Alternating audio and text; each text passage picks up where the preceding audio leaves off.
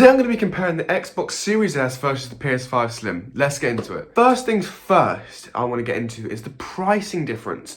So I paid £390 for my PlayStation 5 Slim and I paid £250 for my Xbox Series S. I actually in total ended up paying £100 for it because I got a good deal. Where if I traded in my old console, I got a next gen one. So I got a really good deal. So this comparison for me is actually quite close to home because I use both consoles and I have loved using both. And I've been an Xbox user my whole life and have just recently switched to PlayStation. So I've noticed a lot of things that maybe someone wouldn't recognize if they'd been on PlayStation their whole life. So yeah.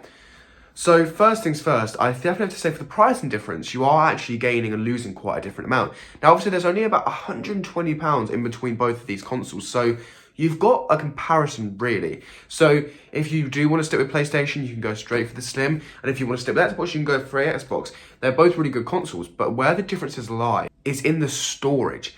As standard on the Xbox Series S, you get 512GB of storage, and on the new PlayStation 5 Slim, as standard, you get 1TB. When I was trying to film B-roll for this video, I noticed that I couldn't do a lot of comparisons because my Xbox Series S had not a lot of storage, so it made it really difficult for me to actually compare games. So you will notice in some of the B-roll and the comparisons that I am using different games, but I also have played different games on the Xbox Series S over time. Now, storage nowadays is a very, very big issue because now on new consoles, you can't really just plug in an external hard drive and that be it. Because most of them now want you to have ridiculously fast SSDs, hard drives, and most of them don't like them being external over USB. So it makes it a lot more difficult because you have to get the base storage that you get with the console. Or in Xbox's case, you have to pay £150 to get extended storage. That is crazy. If I want to expand my storage on my PlayStation, I can buy an M.2 SSD, slot it into the PlayStation. It's super simple to install. And boom, I've got extra storage. Depending on how much I want to spend, I don't have to get it directly from Microsoft. Now, what I find the issue with this being is people are spending less money on their consoles because they just want to go on to the next gen, and they're realizing that they actually have less storage than they actually thought they were going to need. So, for example, I've got 512GB on the Xbox Series S. The only games I can have on there is Fortnite, Forza Horizon 5, and Fall Guys. That is 3 games. And yesterday, when I wanted to install Call of Duty, I had to uninstall some games to be able to get stuff on there because Call of Duty itself is 120GB. Forza is 100GB. Fortnite is now 50GB. Games are starting to become massive. We can't just have it like it used to be where games are small. You can fit about 500 games on a 100GB console. It's not like that anymore. That's what makes it really difficult. And I think that's why they've brought out the Xbox Series S Black Edition, which is also a really good price. Because for that extra bit of money, you're getting a 1TB SSD directly in there. So it does make it slightly better. But do take that in consideration is that the $100, the £100 difference between these two consoles does get you that extra bit of storage. So do consider that. Number 2 definitely has to be aesthetics. So I'm going to have to give this to the PlayStation. And that's mainly just because the Xbox Series S is just a white cube. I don't think it's very different to what we've had in the past gen. You look at the Xbox One, Xbox One S and One X, they're basically the same look as the Xbox Series S. And it's just not the most attractive looking console. It's just massive white box. It doesn't have a disc tray to kind of take away that like boxy look. So it does make it look a bit worse than the PlayStation 5, which has that sleek, popped collar design with the nice black bit down the middle. I definitely do think that in terms of aesthetic, it's going to have to go to the PlayStation 5. Moving on to number 3 is game comparisons.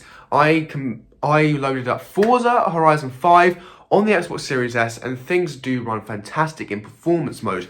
They run beautifully. We can run it at nice 1080p, solid 60 FPS, and I definitely noticed that the game does look lovely even in that mode. You can drive around, there's no stutter, no lag. Things load very quickly. I can switch between cars very quickly, drive around the map at the speed of light, and it doesn't even bat an eyelid. So I wouldn't worry. Now, it does start to become an issue when you are playing, for example, things like Fortnite, things like Call of Duty, is that those games don't always have these settings to be able to switch between performance, between graphics. It makes it a bit difficult.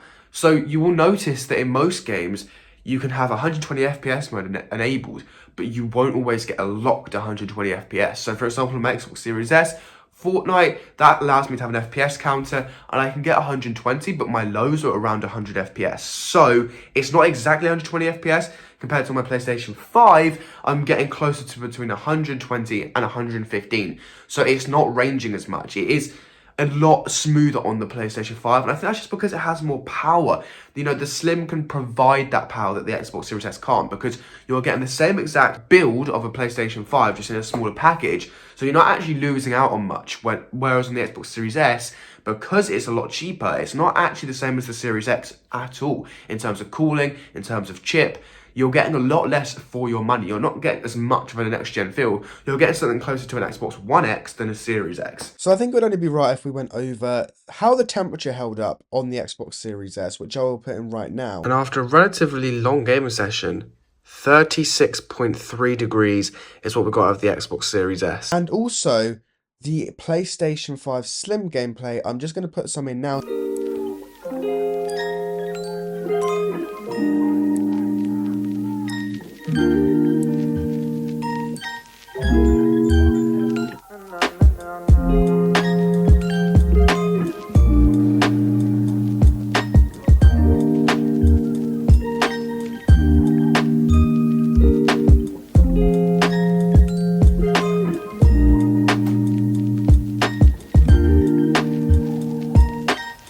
But all these games that I'm showing you, especially God of War and Forza Horizon 5, have been made by the companies that make the consoles. So they are honestly the best representation that you can get for these consoles. Now, moving on, the next thing I'd like to talk about is the controller. And I know this isn't directly linked to the consoles as such, but yeah, the controller on the Xbox is pathetic compared to the PlayStation 1.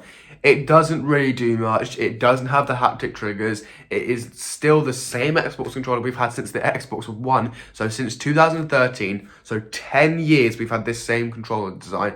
Compared to PlayStation, that are ridiculously far ahead with their gyro, with their adaptive triggers, with the nice bigger feeling PlayStation controller, with the D-pad, with the lights on the controller that react to stuff that's going on in game, having the microphone directly built into the controller.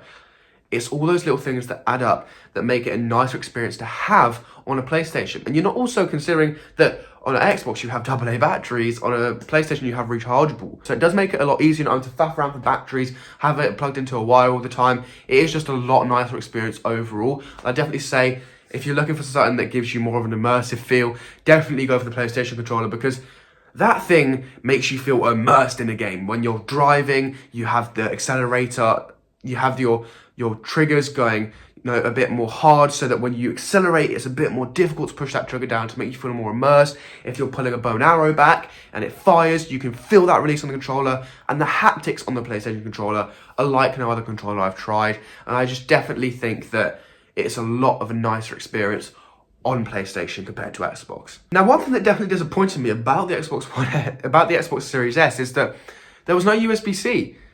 On the PlayStation Slim, you get two USB-C ports on the front. The Xbox Series S has one USB-A and two USB-As on the back. That is quite bad in 2023.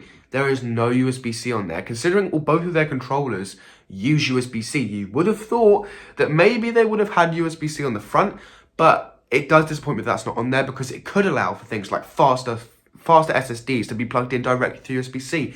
We have a standard, and I'd like that to be followed on Xbox as well. Now, one thing that does slightly annoy me about PlayStation, that maybe wouldn't annoy other people, is that I'm not a massive fan on how they work the UI. I think sometimes it's overcomplicated compared to the Xbox, and that's just from coming from someone that's been on Xbox their whole life. I definitely say that the quick menu is a lot easier to use on Xbox compared to PlayStation, and I definitely say that things are a lot more hidden in PlayStation than they are on Xbox, and I think that's just because Microsoft have a bit more experience in software development compared to Sony. So I would consider that if I was you. Like, if you're wanting a console that's simple to use, the Xbox for me is dead simple to use, and I could literally give it to anyone. I reckon they could be able to understand it easier than the PlayStation. Now, where the PlayStation Slim loses out is definitely in cooling. The Xbox Series S number has a smaller chip, so it has less to cool, and the PlayStation 5 Slim is loud. Compared to my Xbox Series S, that thing is dead quiet. You cannot hear it at all when I'm gaming. Compared to the PS5 Slim, that thing was so loud, and I think that's just because they're trying to push two small. They're trying to push too big of a CPU and GPU into too small of a form factor. So definitely consider that if you want something that's slightly quieter, not loud at all, and that just fits into your cabinet. Now that sort of moves me on to the sizing of these things. I said that the PS5 Slim is definitely targeting a similar user to the Xbox Series S compared to the big PS5. The Xbox Series S targets people that maybe are on the move a bit more, want a console that just sleekly fits into their TV cabinets, their setups, that just sleekly fits into their lifestyle. And I think that's what PlayStation have tried to do with this Slim. They've tried to make it fit in with PS5. They've tried to make it fit in with your TV cabinets, with if you're traveling. And I definitely say that that's a noticeable change. But Xbox have just done this so much better. They've added a nice small form factor compared to the Xbox Series S. If you know the hits of performance that you're going to get, going from the Series X to the Series S, I definitely say that the Series S is something you notice slightly more. That's better. It fits in your bag if you're traveling a lot, and you still get a next-gen performance. It's a really nice thing, and I'm really glad that Xbox make this just for the whole gaming industry. Now finally, should you buy the Xbox Series S or should you buy the PS5 Slim?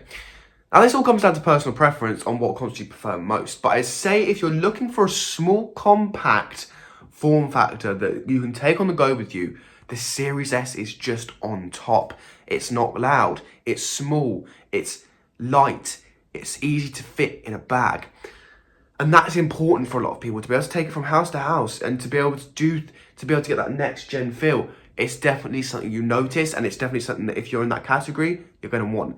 But if you want a console that's powerful, that's not, and you don't care about the loudness, that can still fit into a TV cabinet pretty well, that looks nice, that games ridiculously well, and it's powerful as anything, yeah, this PS5 Slim is definitely the way to go. And overall, in terms of performance, I have to give it to the PS5 Slim. So if that's the verdict you were looking for, if you want small, go for the Xbox Series S. If you want powerful, but still relatively small, looks nice, PS5 Slim is definitely the way to go. But if you did enjoy this video, please do like and subscribe. I've got the final video in this series coming up about the PS5 Slim and what I overall think of this thing. So, yeah, it's been Harry. I'm out. Peace.